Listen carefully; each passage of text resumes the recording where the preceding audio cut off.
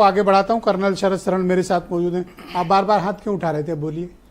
थोड़ा समय दीजिएगा, बहुत गंभीर मुद्दा है। नहीं, और क्यों चाहते हैं आप? करोड़ों नौजवान अफेक्टेड है। एक सवाल, थोड़ा समय। जब राष्ट्रपति के अभिभाषण पे चर्चा चल रही है जी, तो आप उसके समाप्त होने का इंतजार क्यों नहीं कर रहे हैं? उसके पश्चात डिबेट हो जाएगी नीट पे।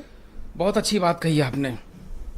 फौज से हूं, उदाहरण वहीं से लेके आऊंगा। मजबूरी है, जैसा जीवन जिया वहीं से आदमी उदाहरण लेके आता है। हमारे फौज में एक बहुत अच्छी चीज बताई जाती है कि एक रूल होता है और एक गाइडलाइन होता है। जो सिपाही के लिए रूल है कि सुबह 6 बजे फिजिकल ट्रेनिंग के लिए पीटी के लिए आके खड़ा हो जाएगा, वो सीओ साहब बहादुर कमांडिंग ऑफिसर के लिए दिशा निर्देश है, क्योंकि वो जब चाहे वो कह सकता है कि कल से 6 नहीं 6:30 बजे होगा। लेकिन सिपाही के लिए वो रूल है, वो नियम है, 6 बजे का हुक्म आया तो 6 बजे तक होगा। इसी तरीके से पूरे देश में लोकतांत्रिक व्यवस्था में जो किसी के लिए नियम है, किसी के लिए कानून है, किसी के लिए वो दिशा निर्देश है।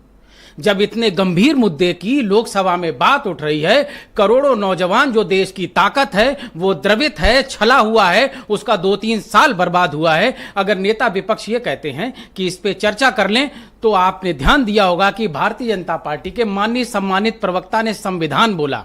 मैं इनको बताना चाहूंगा कि लोकसभा और राज्यसभा संविधान से नहीं चलती है।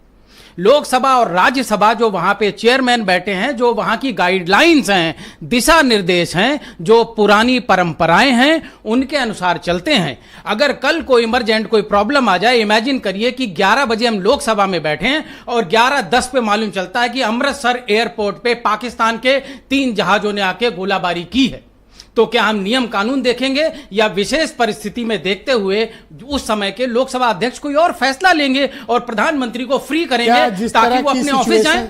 जो अभी सिचुएशन है नीट मामले की, क्या इतना अर्जेंट विषय है जिसको आप चाहते हैं कि सब कुछ रोककर सिर्फ उसी पर चर्चा हो जाए? ब्रजेश जी, राष्ट्रपति के अभिभाषण पर बात ना हो? ब्रजेश जी, मैं बचपन से सुनता आ रहा हूं कि देश की गति और देश की ऊर्जा नौजवानों से है। नौजवान अगर हतोत्साहित है और 2 मिनट अगर विपक्ष और सत्ता पक्ष मिलके एक स्टेटमेंट दे देता और करोड़ों बच्चों को यह संदेश चला जाता, तो महामहिम राष्ट्रपति को सल्यूट करते हुए मुझे नहीं लगता कि उनके सम्मान में कोई कमी हो जाती। वो राष्ट्रपति महोदया बहुत गर्व महसूस करती कि हमारे बच्चों को लोकसभा से सही मैसेज दिया गया। कपड़े फाड़ने के लिए हो सकता है ये आपने दांव चला।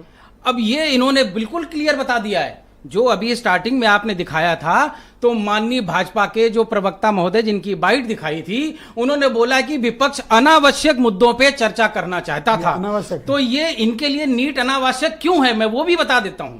ये सिर्फ बेदीराम जी तक या पीले अंगोछे तक नहीं है। 30 सेकंड दीजिए। मार्च में डेट निकली थी और 1 दिन के लिए फॉर्म का एक्सटेंशन दिया गया था बिना किसी प्रायर नोटिस के, और 20 दिन के बाद अप्रैल में 1 दिन के लिए फॉर्म का सबमिशन फिर खोला गया और 12 घंटे में बंद हो गया विदाउट एनी प्रायर इंफॉर्मेशन। तो ये क्यों हुआ? और दूसरा, जहां 1 या 2 बच्चों को 720 में से 720 नंबर मिलते हैं, अचानक 70 बच्चों को 720 नंबर।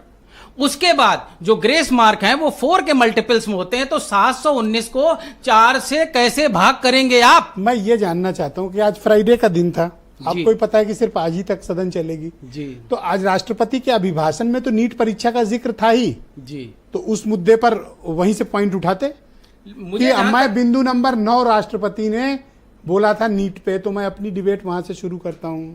आपके पास ऑप्शन था, आप इस पर खेल जाते, आप चूक गए।